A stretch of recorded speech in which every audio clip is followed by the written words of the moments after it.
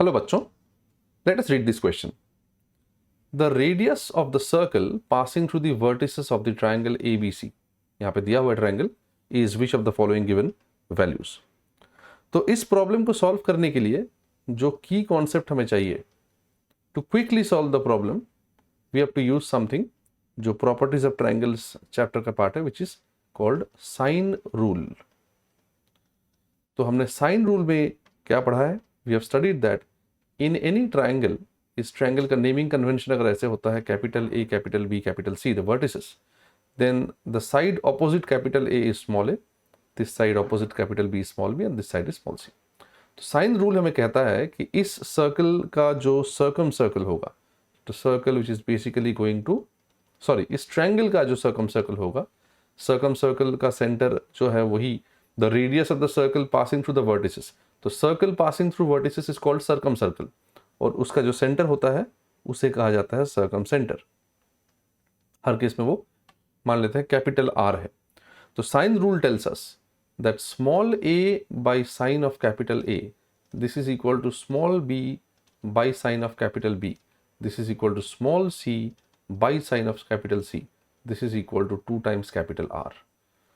तो इस फॉर्मूला को अप्लाई करके हमें डेफिनेटली आंसर मिल सकता है. End of course the second concept जो बेसिक कॉन्सेप्ट है, ये आइसोसेलेस ट्रायंगल यहाँ पे दिख रहा है हमें, तो उसका यहाँ से अगर हम लोग परपेंडिकुलर ड्रॉप करते हैं A से BC तक, तो that perpendicular will definitely create 2 congruent triangles. तो हम लोग इस प्रॉब्लम को सॉल्व करने का कोशिश करते हैं. So let me draw the circle first for clarity, और उसके अंदर अब हम लोग जो इक्विलैटरल ट्रायंगल है उसको, सॉरी आइसोसेलेस ट्रायंगल है उसको इंस्क्राइब कर देंगे. सो लेट अस से this is the isosceles triangle. तो मान लेते हैं कि सर्कल का जो सेंटर है वो कुछ यहाँ पे है, और let us drop the perpendicular from this point here like this. तो यहाँ पे बताया गया है कि this length is 12 and this total length is 6. तो डेफिनेटली आइसोसेलेस ट्रायंगल का सिमेट्री से ये 3 हो गया, राइट? हमें क्या चाहिए? We want to find out the radius of the circle. अब देखो, अगर इस ट्रायंगल को हम लोग ऐसे capital A, capital B, capital C मानते हैं, तो let us try and find out that how can we easily obtain the solution. ये एंगल हमें नहीं पता, we don't know the angle, so let's call this angle as theta, correct? अब देखो, in the triangle, इस point को नाम देते हैं M. So in the triangle AMB, theta के रेस्पेक्ट में this 3 BM is basically the base और AB इज द हाइपोटेन्यूज. और बेस और हाइपोटेन्यूज का रिलेशनशिप क्या होता है? Base by hypotenuse is cos theta. So definitely we have cos theta is equal to base 3 by hypotenuse 12, which is basically 1/4. ये हमारे पास आ गया cos theta का वैल्यू. Therefore sin theta कितना आना चाहिए? Obviously sin theta will be equal to, as you know, square root over 1 minus cos squared theta. That will be root over 1 minus 1 by 16. So root 15 divided by 4. ये है sin theta का value, correct? तो in this particular problem theta and b are the same angles. तो अब देखो, इस capital B के opposite जो है साइड AC, उसका भी length is 12 according to the problem.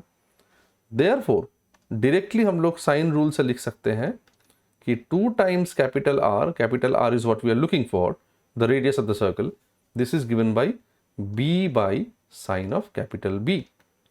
अब देखो, स्मॉल b जो है वो कैपिटल B के ऑपोजिट वाला साइड है, विच इज 12, और sine of capital B is basically sine theta, which we just found out, that is root 15 divided by 4.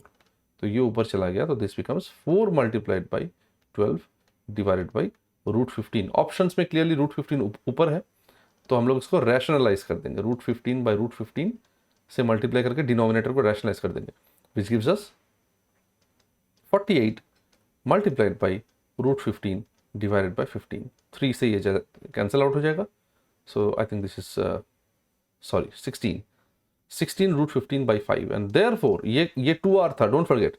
So capital R will be equal to, इसको दो side half कर दो, तो this becomes 8 times root over 15 by 5. So quite clearly option A is also 8 times root over 15 by 5, which is the correct answer to this question. I hope you understood the solution. Best of luck.